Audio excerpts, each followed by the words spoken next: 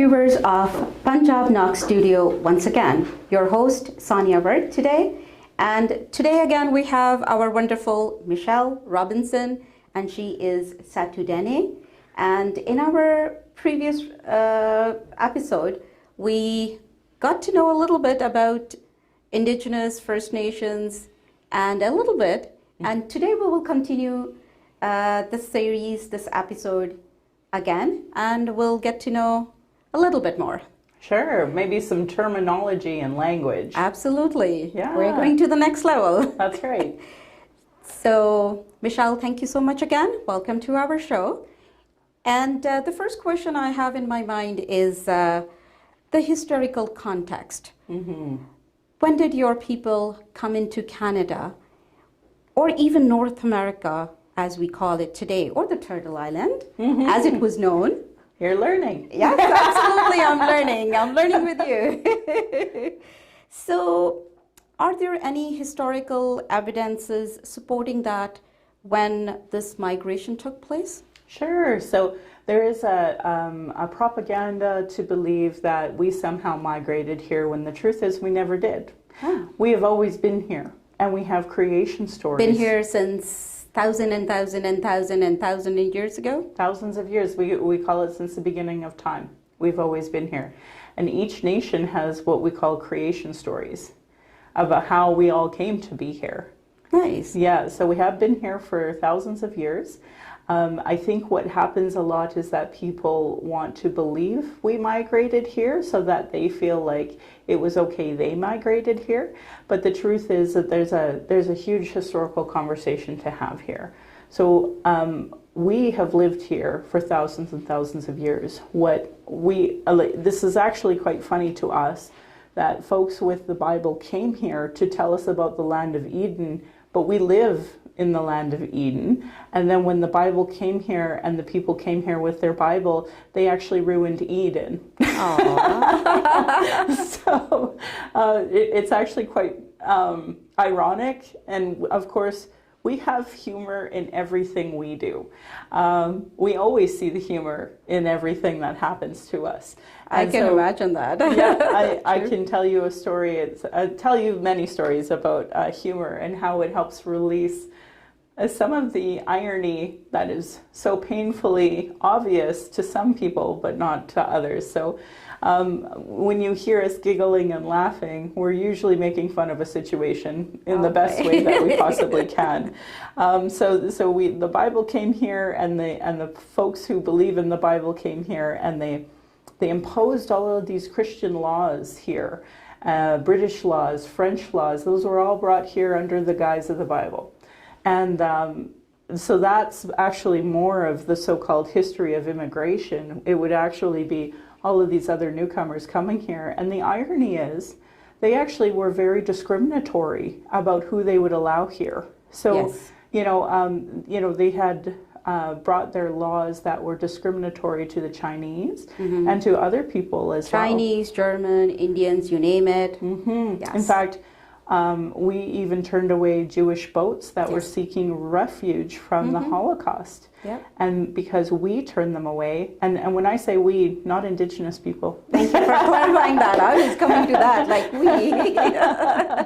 So, perfect. Yeah, the terminology is really interesting. Earlier we had talked about our Indigenous people, but the irony is that is really hurtful to us. In a lot of ways we talk about community. So we'll say our community of Calgary, and we mean that in a loving, respectful way. But when it comes to our Indigenous people, there's too much hurt there. And because of the Canadian laws, we are considered the ward of the state. And we are not sovereign people under Canadian law. Now we know better, and we don't acknowledge that. Obviously, we are very proud people, and regardless of their laws, doesn't make us lesser than. However, for Canadians to use that terminology shows that they don't understand the oppression and the power dynamics that have happened with their laws that they've imposed. So we don't like that term, our Indigenous people. Indigenous, so we were talking earlier, you were saying the term Red Indian. and we've talked about Indian, and we've talked about Eskimo, Inuit. So I'm going to kind of break down some of that terminology. I'm going to ask your viewers to not use the term Eskimo or Indian anymore. Redskin, those types of terminologies are hurtful to us. So for example, you'll hear football clubs now say the Edmonton Football Club or the Washington Football Club, because those are very derogatory slurs that were imposed on us. Yeah, with that, it's all over the news, and it is going on that the Edmonton Eskimos are changing their name. Yeah, we don't use that term. So I would recommend that you don't use that term, just like I would never say the N-word when referring to Africans, right? So these are terminologies we're going to try to learn to not say anymore. So when you meet an Indigenous person and they introduce themselves, listen to how they introduce themselves. So I have a elder, and she always introduces herself as from Siksika Nation. So I wouldn't call her Indigenous, I wouldn't call her First People, I would say she's from Siksika. Okay. Yeah, because she identified herself as that. So a lot of what you hear from Indigenous people will be self-identification. And she'll also say, because she's an older generation, that she's an Indian. But as a newer generation, I would not use that term. There was many awful things that the government has done and continues to do to us today. And Indian is associated with that slur. And she is proud to be who she is. So of course I will never take that away from her. But I would never be a proud Indian. I'm a proud Satu Dene. So that's why we don't use that terminology. So it is really important that we learn it. So First Peoples is an acceptable one, First Nation, when talking about Indigenous people. But Indigenous itself is an umbrella term. It's an umbrella term for First Nation, Métis, and Inuit. Okay, so it's a perfect. It's an umbrella term. It's an umbrella term. I like that. And that was actually, it came out of a United Nations conversation. There were Indigenous from all around the world who came together and said, what the British have done to us is wrong. How do we, talk about our rights as Indigenous people? And it took a lot for people to say and agree on the term Indigenous. And there are some places that wouldn't be. So if I was in Africa, I would try to find out what the terminology is for the territory that I'm on. No matter where I am in the world, that's what I try to learn. And I think that that's kind of critical to understanding land acknowledgement as well. Yeah, so that's, I hope there's more understanding that First Nations are very distinct. There's over 634 nations just in Canada alone, more if you include the states. The Métis are their own type of people, with their own culture, their own language, and then the Inuit are their own people. Okay. And even in the Inuit, there are many different parts of the Inuit. So that's why these umbrella terms, it's really hard to encapsulate all of that. We don't like to be what we call pan-indigenized, where there's an assumption that my traditions would be the same as the Blackfoot traditions, which would be the same as the Inuit tradition, because none of them are the same.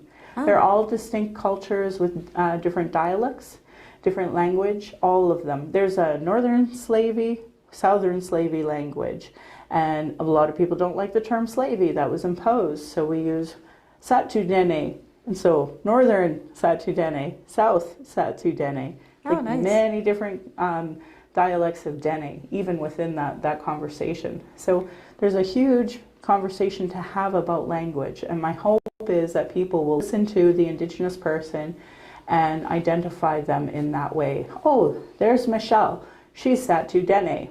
What does that mean? That's an Indigenous nation for Canada. Oh, there's my friend over there. She is from Siksika Nation.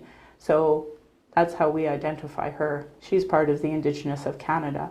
That bigger picture, that conversation. And, we still don't, all of us, we don't speak for each other. So when I speak for me.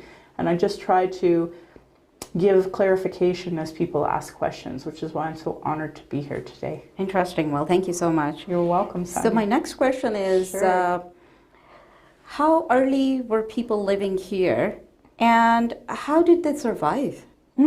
So we've been here for thousands and thousands of years. We have creation stories. And, we've always worked together as a community, number one. These new ways that were brought with the Bible, they are very individualistic. And capitalism has really brought this individualistic idea to this land. And that's been really hurtful, I think, to all the community, not just the Indigenous community, but everybody. So in our ways, we obviously work together as a community. Every single person had a role in the community. This person, their role might be, teepee poles. All the women all were in charge of the teepees. So just like a woman is a head of the household, they were in charge, and they were also in charge of governance. Oh. Yeah, it was the British who came here and ignored the women. That was the start of our relationship. Oh. And the Indian Act, even their colonial laws, all were men-based. So, which is insulting to all women, not just Indigenous women, but all women. But it was also insulting that our governance was just disregarded. So we have had our own governance system. We have our ceremonies that are integrated within that governance as well. That's where I heard a little bit, I know a little bit about chiefs and leaders of your different nations and different, I would say, communities. How does that work? Yeah, so Canada forced the Indian Act on us, and what they had were Indian agents. And an Indian agent was the person that was from Britain that would tell us what they would allow us to do. So they invented the Northwest Mounted Police, or the RCMP, in order to contain us. Oh. There are books and books on clearing the plains. So when we earlier talked about being here for thousands of years and we have the land of Eden, we had so much food and so many resources to be able to live. And we would rotate our crops. So we had different ceremonies that we would do throughout the season and through the 13 moons. Our calendar was 13 moons instead of the 12 that the British imposed on us. So we have this whole different way of life that they had completely obliterated. They killed all of the buffalo. They, all of the beaver, those dams. They ruined the entire ecosystem with their ways when they came here and implanted cows, all sorts of things that didn't make any sense to our people. Well, now it makes sense, of course. They were taking ownership of the land. So the Indian agent forced us into these tiny little reserves, and the RCMP would keep us surrounded, and we would have to show a pass if we were going to leave. So if I had a relative that passed away, I may not even be allowed to go to the funeral. Oh, that's sad. So the Indian agent was replaced with a so-called chief. But this is not a real form of democracy, and it was nothing close to what our ways of governance is. So you'll hear Canadian Indian Act chiefs in council, and then you'll hear hereditary chiefs. And that's back to our traditional ways. So we recognize our chiefs in that Looks like respect. we need to do another whole episode on that one. A whole episode that's on that. Lots to learn. Yep, lots. Well, it is and it isn't. As soon as you understand that the British imposed all of these laws, then it makes a lot of sense why there's so much problems right now. And like even for me, I ran for politics to try to bridge that gap. But unfortunately, people were not ready to hear these conversations yet. I think personally that because probably people don't know the history of it. Oh. They don't know the origin. Absolutely. Without people understanding the original story behind it, the history behind it, I think rest everything becomes a secondary thing, and it loses the meaning for what you wanted to do, and the outcome was a little different, I would say. Well, and it's a reflection too of colonization globally. Absolutely. I mean, no matter where Britain has touched, whether it was China, whether it was India, whether it was Canada, now we have complete problems as a result of that colonization. Absolutely. And you know, and they stole all of our artifacts, and they have them in their museums that now I would have to pay $100 to go see. True, yeah. So there's a lot of, I mean, it's ironic and funny to us now. Absolutely, yeah. But the truth is that damage is still done. And Yes. until Canadians see themselves reflected as part of the British laws that continue to allow this to happen, you know, one of the arguments I hear from people is, well, I shouldn't have to pay for my grandfather's sins. But the problem is that was set up with their grandfathers, Yep. and that they still benefit today. So today our children are being apprehended, and we're being put into the jails and such because they don't want to recognize us and our ways. It's just easier to eliminate us. Yeah. So that's why we have the issue of missing and murdered Indigenous women. And our children are being apprehended through the foster system, and then we are being put into jails for speaking out. That's a lot. I'm sorry to hear about that. Yeah. That's yes, and that's the main motive, or a little bit of our studio, Punjab Knox Studios initiative. We're trying to bridge that gap Yes. with knowledge. Yes. With the proper knowledge, I would say, and the terminology, so that people can learn, and they can, the next generations coming up probably will be much, much, much better than the previous one, or even the ones you and me are in. So probably our viewers are enjoying our series. And Michelle, coming back to the question, I feel like we need to know more about that. I asked you a question before that when in the previous thousand or in the older days, how Indigenous people were surviving. What were they doing, and how were they doing? I think probably there was no railways, no proper roads, no transportation. How and what sources were there? I'm just curious. Oh, it's so ironic to me, because if you look at Turtle Island, you will see all Turtle Island means whole North America, Canada and America, right? That's right. Nice. And it's a complete river system. So what we have now is highways, but our highways have always been the rivers. Oh. So we had all sorts of trading posts, like Mokinstis, Elbow, where the elbow meets the bow. It was a trading area because it was on the rivers. So when you see highways, we see ridiculousness, but our rivers were the highways. Oh. Yeah. So we would do our trading via highways. And it was ships rivers. and boats and... Well, look, more canoes than anything. Yeah. Nice. Yeah, more canoes. Were than the anything. canoes like the modern day canoes, or they were different? Yeah, well, the modern day canoes are based off of our canoes. Nice. Even the shape, right? Even the shape, eh? Yeah, yeah. And a lot of the, history of learning how to navigate canoes is because of us. Cool. So that bigger picture of understanding, instead of looking at North America with highways, look at the river system and recognize that's how we did our trading. Oh, so you guys could go from Calgary to all the way to Texas. Yes, absolutely. And even beyond, if it was all If one we wanted island. to, absolutely. But we had kind of our territories that we took care of. And that's, if you look at our treaties and our boundaries as nations, they're almost always along river systems, almost always along the mountain systems. And it's done on purpose, right? Is to establish these are our boundaries. But these are also our trading routes. So what is now Banff used to be a trading route between, the Kootenays and the Blackfoot, and the Cree as well. So we had all of these different people doing tradings at these different junctures of where Elbow and the Bow meet, these types of places. Yeah. So just a question, again, curiosity. So around Calgary, you mentioned Banff and the surrounding area. So what kind of trade was here? Yeah, so we would trade a lot of our buffalo, I should clarify, the Blackfoot would trade a lot of their buffalo along with the Kootenays, who had a lot of fish and shells, and they would trade. Oh. Yeah, so it was a lot of trade commerce.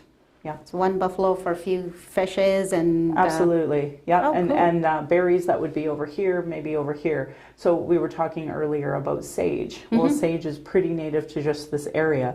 So folks way out in other areas may want some of our sage. So we would trade, and that was our medicines too. Like even bear grease is considered a medicine to us. So we may trade some of our sage for bear grease or whatever that looked like. So. Oh, that's interesting. I can relate that to ancient India, I would say. Back in the day before the Britishers, or even during the Britishers, I would say that that's how Indians would do that. Yep. Indians from India. Yes. Out in India. In India, in Asia. And, maybe that's a great moment to bring up the fact that the reason why we were called Indians by the British was that they had already met your people Right. and thought, oh, these guys look like Indians, so we'll call them Indians. Oh, cool. Yeah, well, it's pretty funny to us now. We have somebody from India talking to what Canada calls an Indian, but India. again, Nice. our humor. There you go. We're Albertans as well. Yeah. Positive energy is transferring. That's I like right. that. Yeah. So viewers, we did learn much more about in this episode of Punjab Knox Studio with Michelle Robinson, our wonderful speaker here today. And we'll continue lots more in the next coming episodes. Well, thank you so much, Michelle, for coming over and telling us wonderful things and keeping up the humor as well. Yes, I'm honored to be here. Thank you. Thank you. Well, thank you.